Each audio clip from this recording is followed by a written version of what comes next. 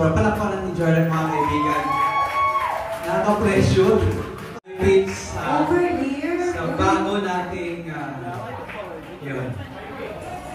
Basta alam niyo kung saan yun. So, October 6, babalik po ako dito sa Las Vegas para mag-show. Sana makapunta kayo. Sana.